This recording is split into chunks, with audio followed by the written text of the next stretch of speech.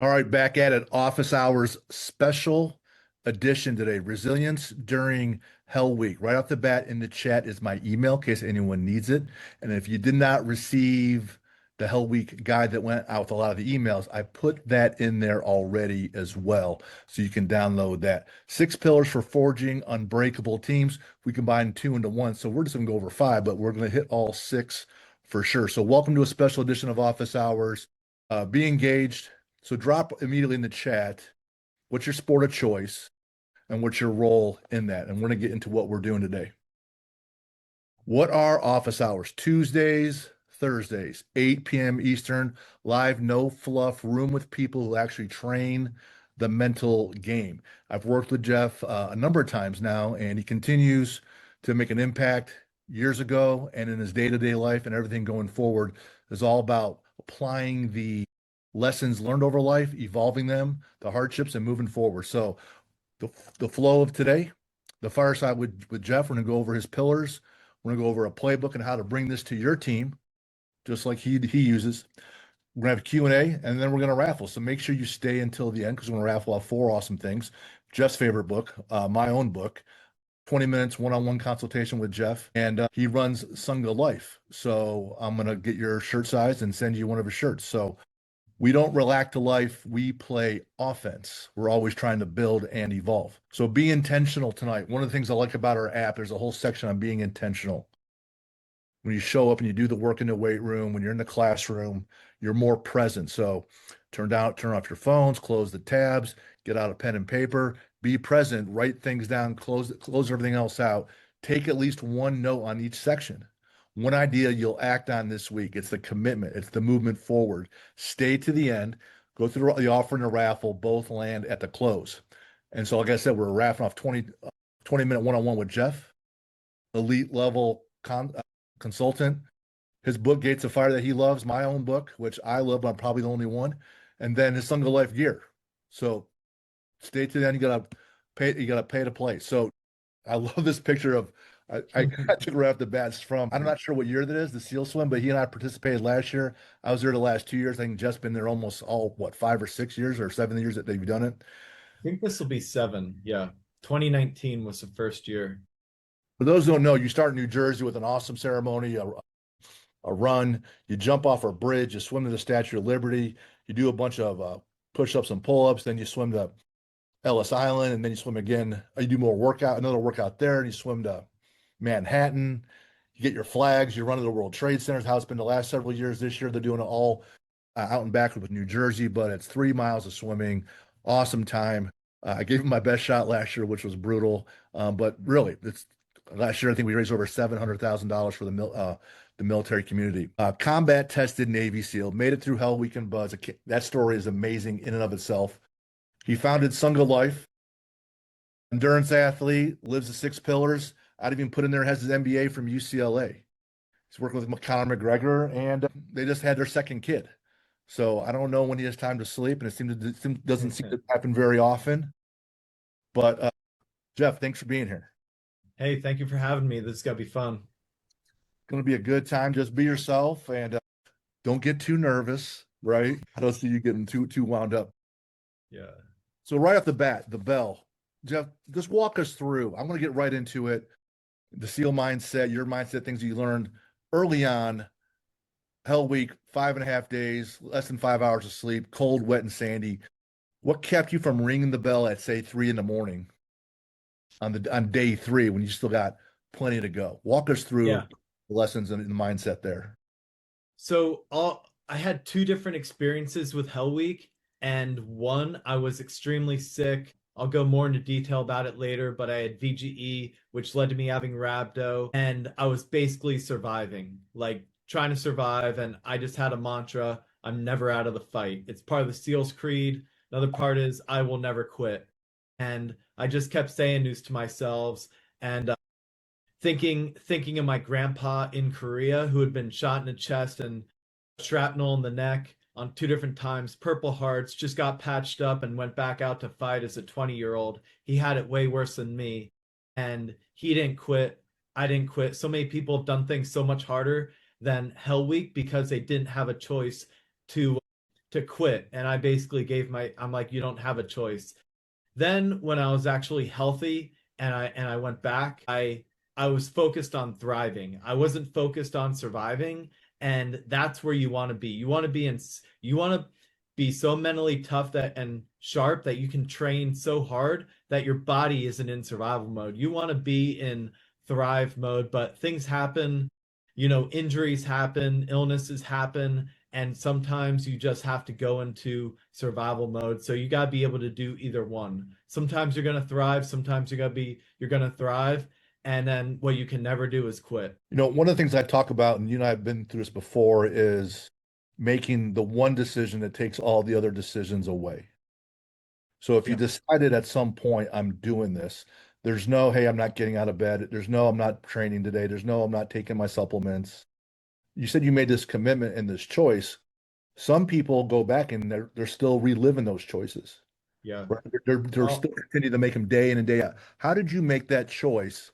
And how did you just come up with the mantra, I'm always in the fight? yeah, I mean it's part of the SEAL creed, so it's something that is in front of us all the time, and that was just a line that really stood out to me. I think it stands out to a lot of SEALs and the guys that make it. But another thing I looked at was if you don't, like I started my second class of 253 guys and graduated with 26. And so it's like 10% chance of making it. But I realized if you don't quit, no matter what, you have a pretty good chance of actually making it.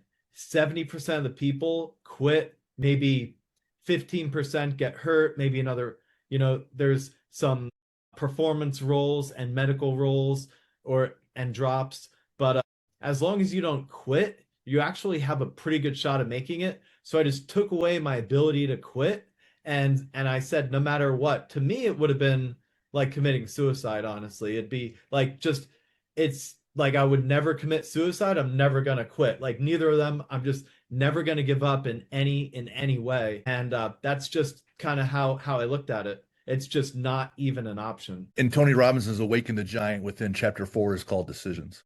And Yeah. it's that level of commitment where you make this choice. And I'm like, I'm doing these things.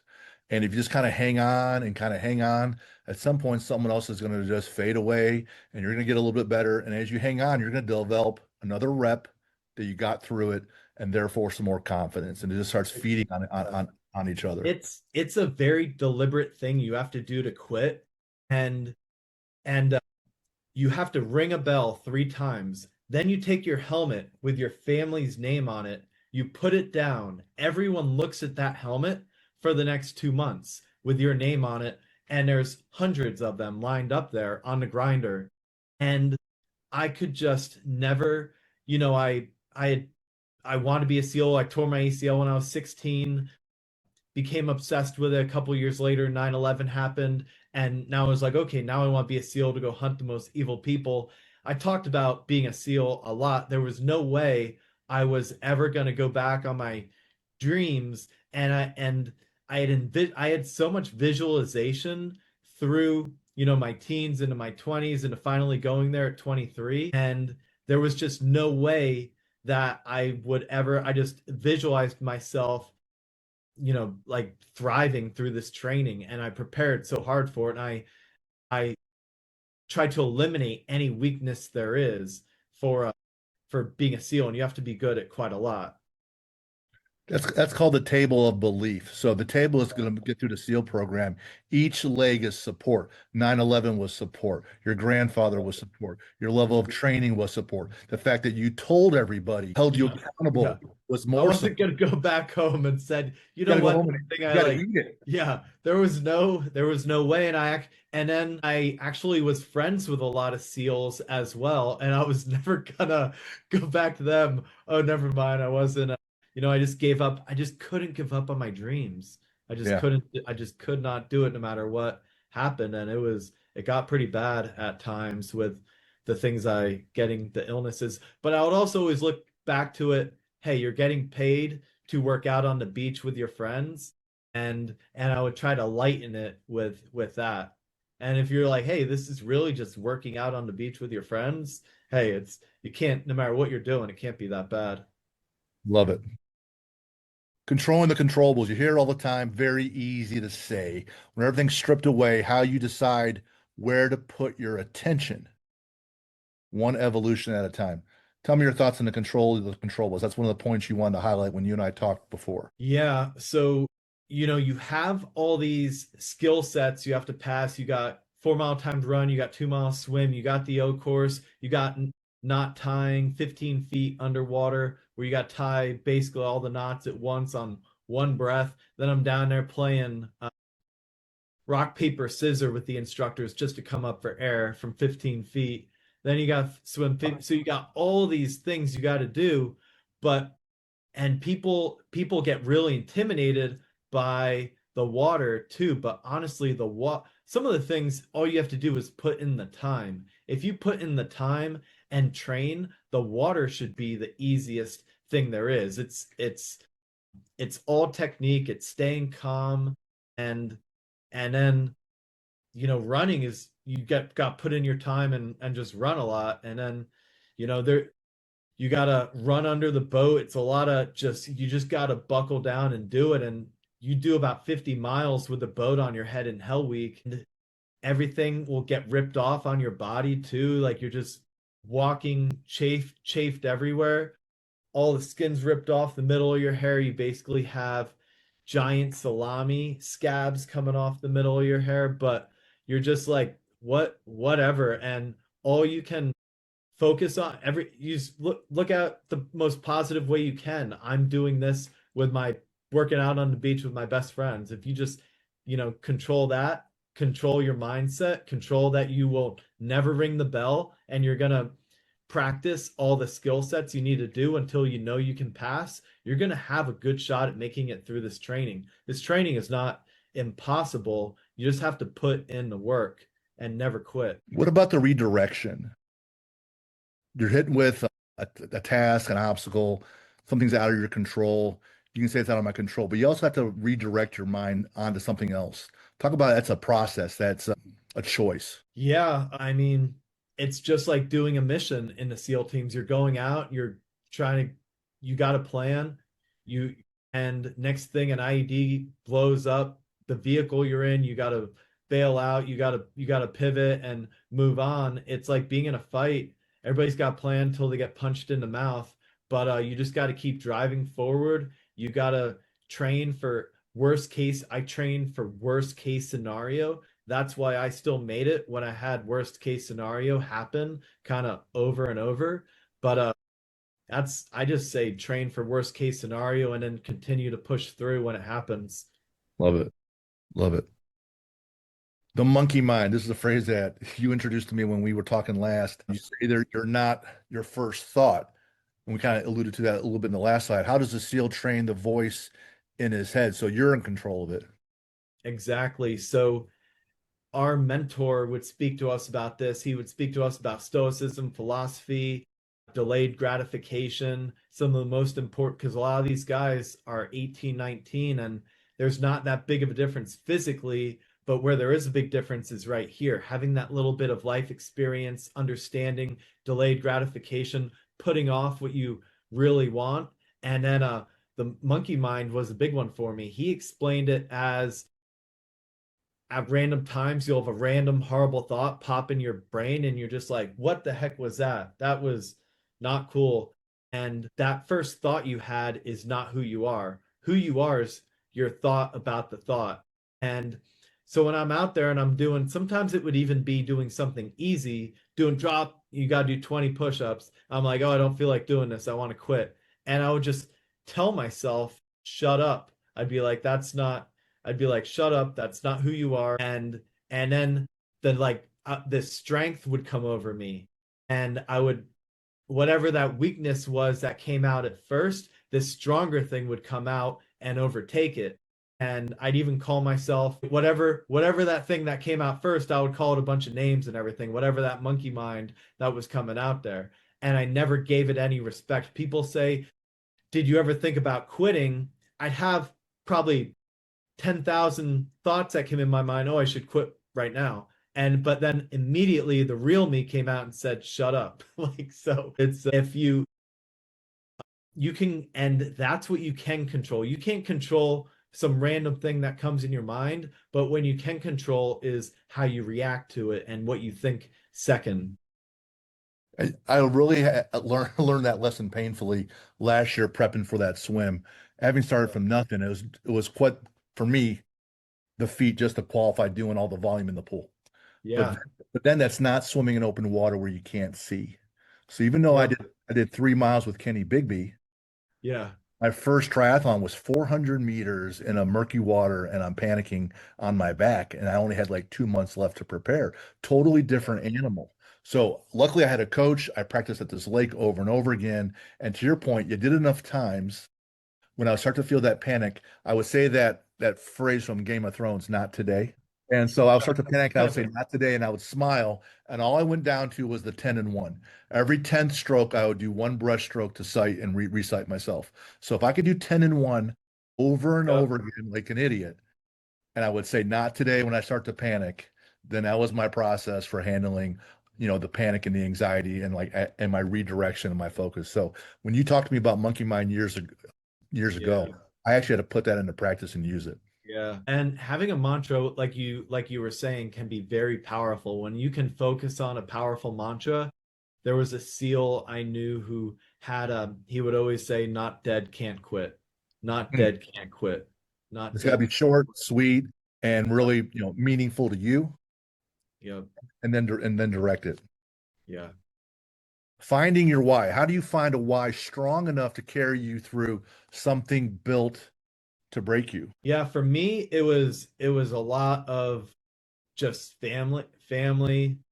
You just gotta there can be many reasons. I became a SEAL for probably 20 plus reasons, but the biggest ones were my family, being able to learn learn skills that I can always protect friends, family, and people I love, get to be a part of a brotherhood, get to uh, just go hunt the most evil people in the world and make sure they don't come back to America. And they're all very powerful, and you just you just need one, but if you have 20 it's even better. And and when you have your why, the how doesn't matter. And you just gotta keep pushing through, whether it's sometimes it's pushing through the training as well. Push Sometimes the training should be harder than the main evolution. And if you do that hard enough, sometimes that's when you're gonna thrive. Like when I was actually healthy and I was able to train super hard, I was laughing my way through Hell Week. I was sprinting, I was making jokes that, man, Hell Week's easy when you don't have rhabdo. The same guy who had seen me really struggle before and like really vouch for me ended up talking about me to the next class as they were going into Hell Week, and was like, this guy, he whatever you're going to go through, it's not going to be as bad as what Jeff went through. And then when he did it again, he was laughing and smiling, and that's the kind of person who's going to be a Navy SEAL. One of the core values I always listed was enjoyment because you have to do a lot of crap.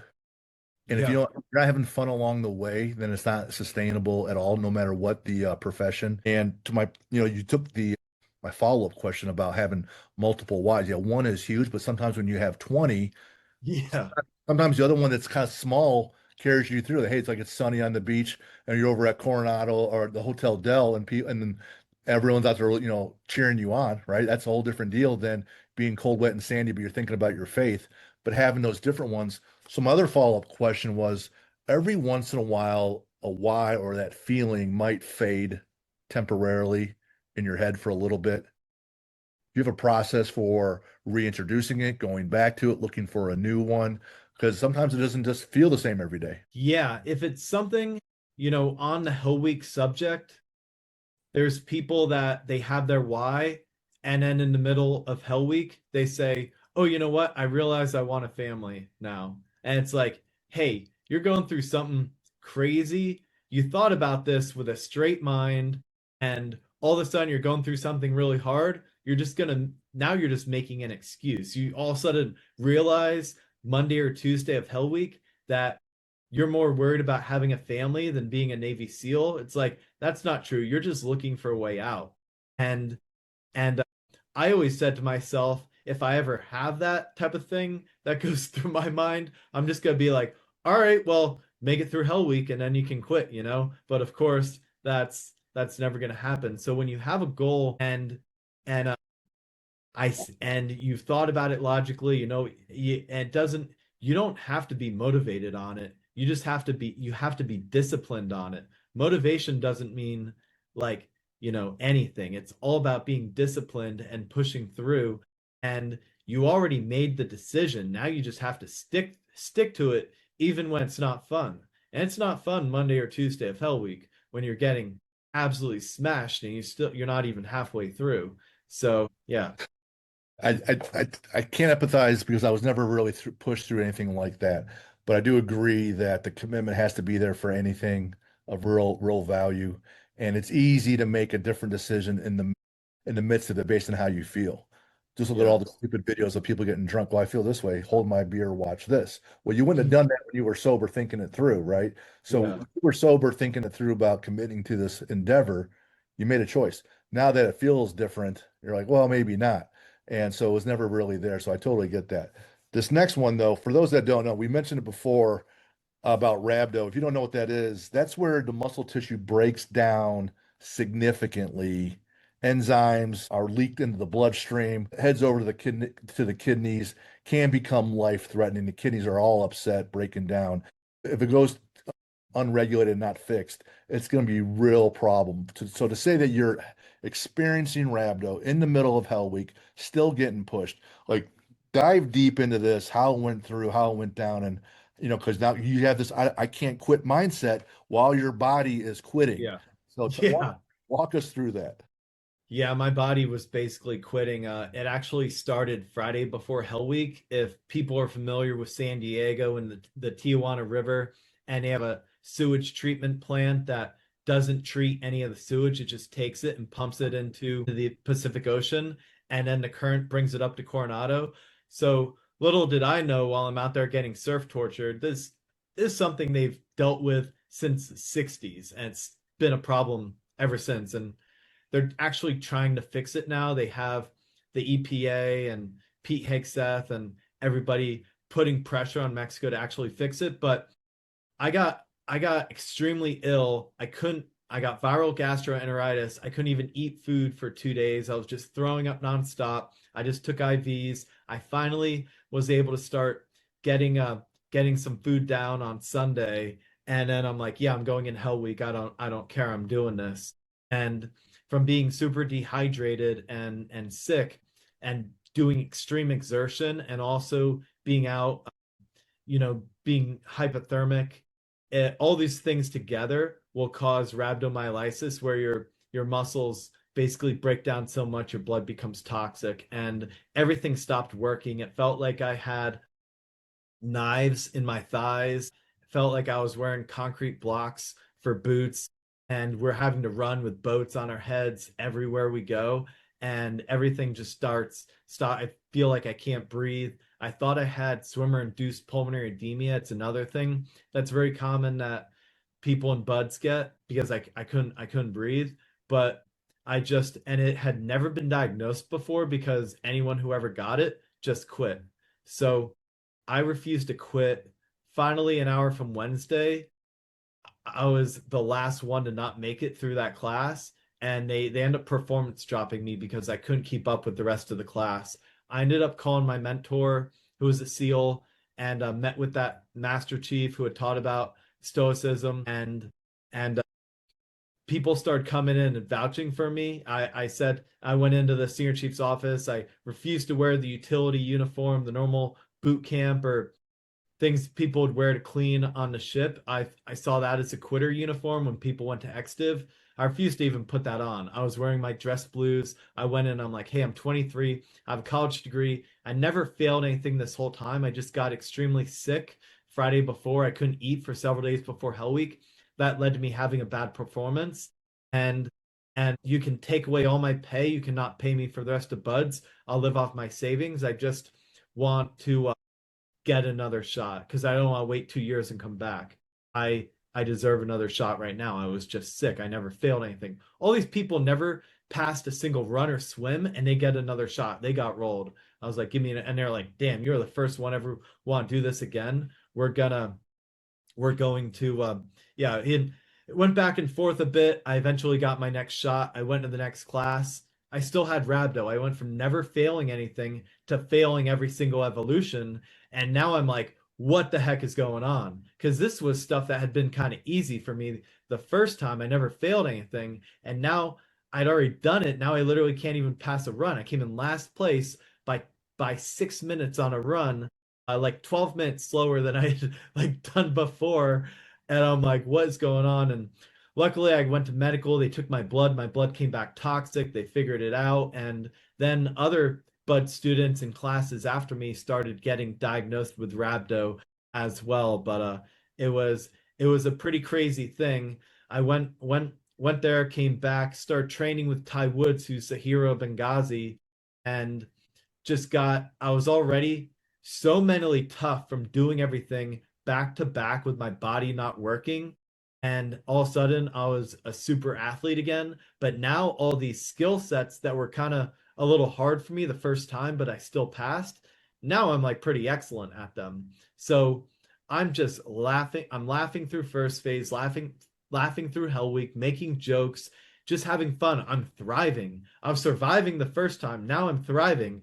It was a totally different experience. And then having probably having to do that back, it just made the rest of buds kind of easy and enjoyable because I had been so miserable doing doing doing it sick that I was just so happy to be there as well after having my dreams ripped away, something I'd been obsessed about for 7 8 years at this point. I guess I was 24 now, and I'd been obsessed with being a SEAL, and it'd been ripped away, and then I still conquered it.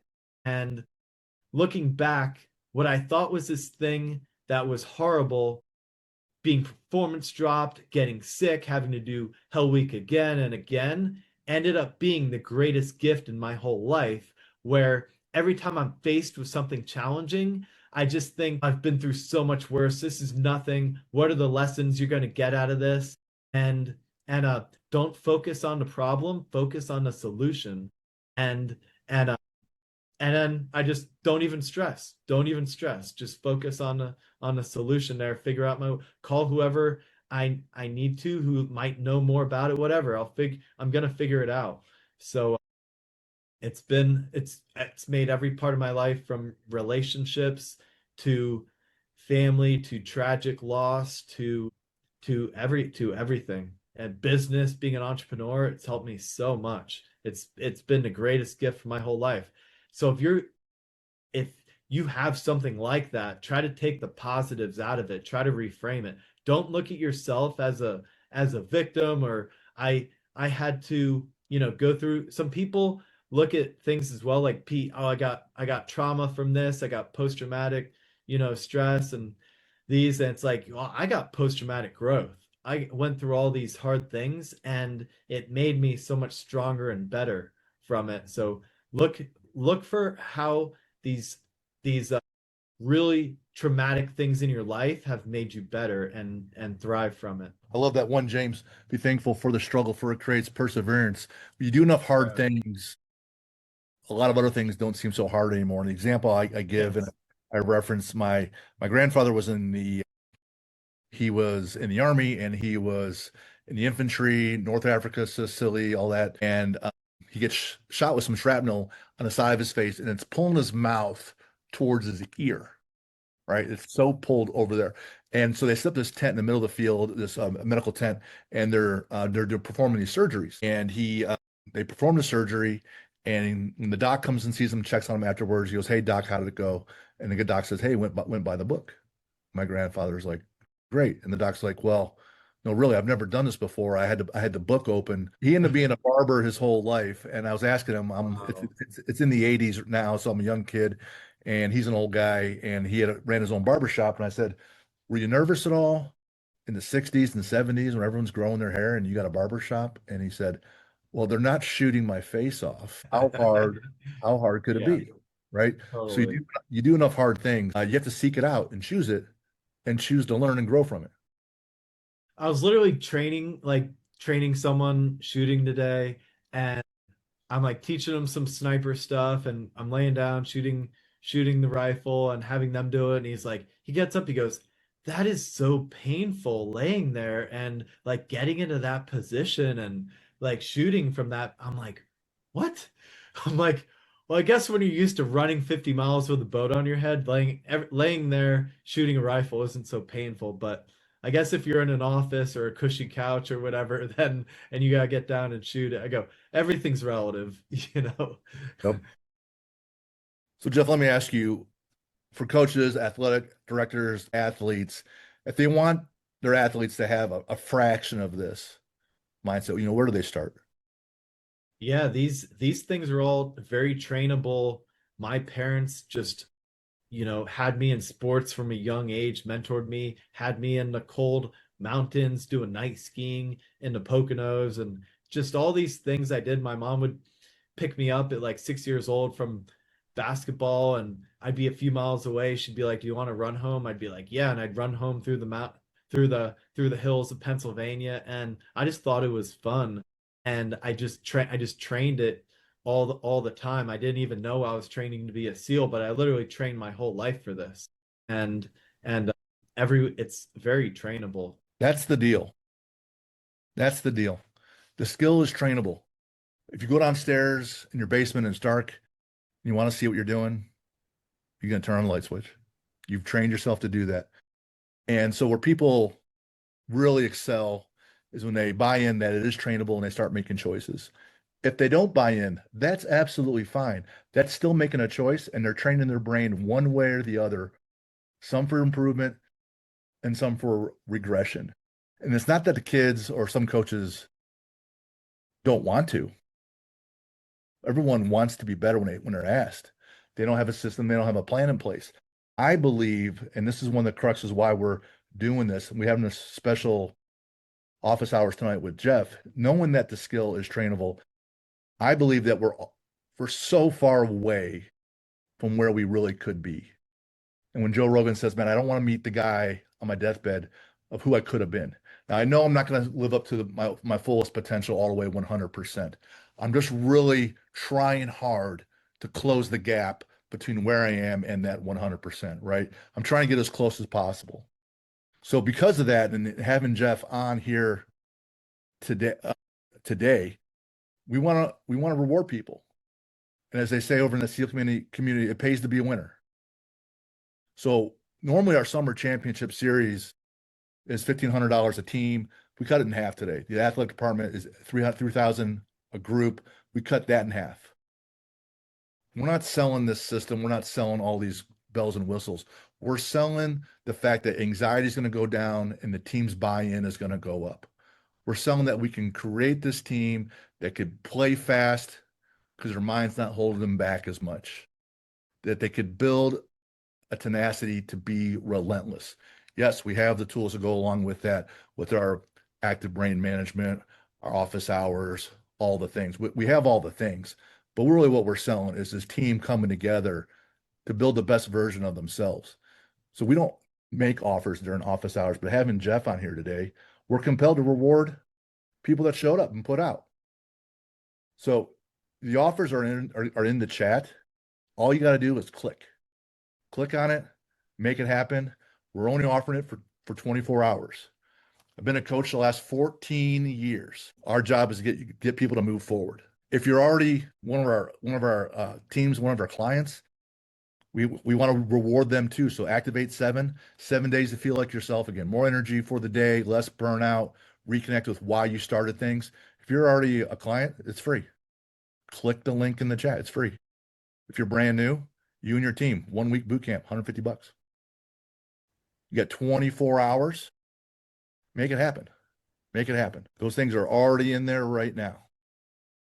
Now, knowing that things are winding down, I want people to be able to benefit from Jeff a little bit more. And let's ask some questions, and then we're going to do the raffle. So let's stop share. Let's make this big. Let's see as many people as possible. All right. Anybody with their hands raised? Yeah, we have one person with their hand raised. I believe it's Charmaine. Let's hear it. What continues to motivate you today? So just having the next goal, you never want your memories to be bigger than your dreams. The same way I was excited and wanted to be a SEAL and was basically obsessed with that. Now it's to be successful in business, found different companies that have a lot of impact on the world and can help change culture and push people the right direction and change their lives, make people healthier, stronger, just better people altogether. And then I do a lot of work with veteran nonprofits as well, so trying to give back to them. I'm a board member with a foundation that trains amputee and spinal cord injury veterans, and I like save the coral reef with other special operators through the Force Blue team. And then I'm on a special missions unit, this soft unit that DeSantis made here in Florida. So and then many other things, but yeah. And then just trying to be, the best father I can be as well. That's probably the most important thing in my life. I'm guessing that's Pam is from 22-0 because she asked if you're going to be at the swim this year I will be there. Yes. and has not trained at all for it, which makes me sick because I was doing everything I multiple times a mean, day. I haven't trained lately for it. Got it. I've trained a Uh, lot in the past. let's see. What is your motive and intention? Why do you choose to serve? So my motive and intention, I want to help keep this country safe and also learn all the skill sets that come with being a SEAL so that I can always protect people around me, friends, family, strangers, everything. Yeah. And then also just the really cool parts about being a SEAL, blowing stuff up, shooting guns, shooting rockets, jumping out of helicopters, swimming, learning just how to be like having knowing how to do everything, not having a weakness. I wasn't great in the water when I started, but I knew I had to be a SEAL. I thought, going trying to be another soft that didn't would have been the easy way out for me because I was really good at land, running, strength, but I I wanted to eliminate any weakness I had. Awesome. Tim Lovell asks or points out that one of his former athletes just made it through buds, undersized and one of the toughest kids so he's ever Yeah. coached. The small guys are called a Smurf crew. So you're doing all the boats and logs based off your height. So I was mainly I like started in boat crew 2, moved up to boat crew 1 by the end as more people quit. Like the tallest like 6, 7 guys are in boat crew 1, and the shortest is always the Smurfs. Smurfs are usually pretty weak in the beginning, but after a bunch of the smaller guys quit, the ones who are left are just super, super hard, super tough. So it's the Smurfs get bigger as time goes on. You, one of the people here asked if you're a person of faith, and does that push you?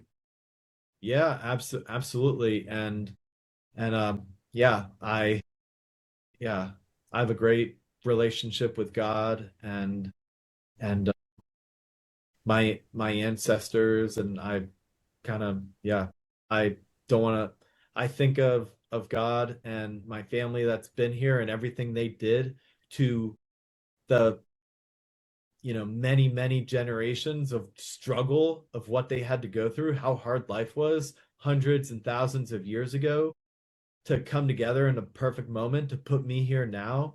And it makes me realize how important everything I do and how I guide my children and the faith that I put onto them, that they grow up to be good men and can continue to push that down and have, our descendants be great moving forward too and change the world for the better. Beautiful. Last question I have for you. Everybody gets nervous about something where they pause a little bit, or it's like, oh man, this is the thing that kind of gets in my head a little bit. I have to work a little bit harder to work through. What's that thing for you and how do you get through it? So let me see. I'm afraid of nothing. I'm Jeff Gum. I mean, I've done a really good job eliminating the things I was I wasn't great in the water at first. I wasn't great at swimming underwater. I had to put a lot of time. I had to put a lot of time in. I don't. I don't know. I Nothing wrong with being good to go. yeah. I don't know. Yeah.